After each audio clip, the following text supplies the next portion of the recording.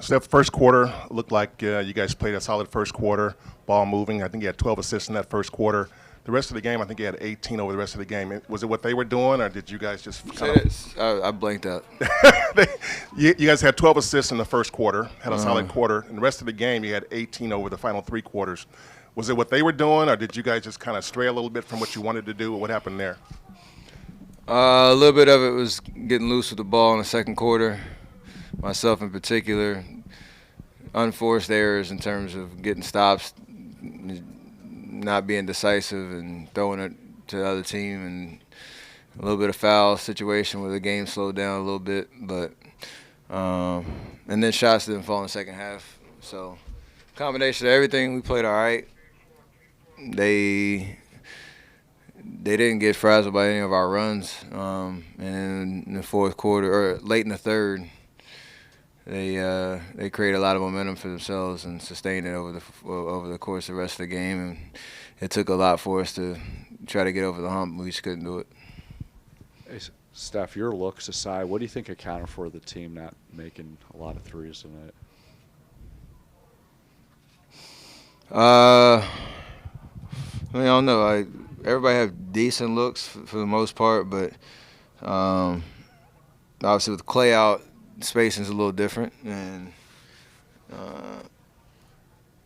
we, on top of turnovers, you obviously got to be really kind of more choreographed on certain possessions when things kind of get away from us, and the pace was so fast.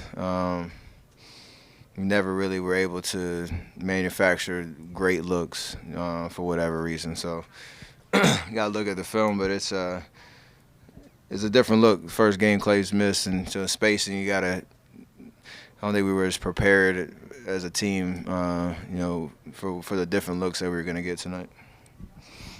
That's kind of what I was going to ask you, is that when you get a late scratch like that, especially from a guy like Klay who's always there, what's the process like to just – move past that, and does it take a little while sometimes?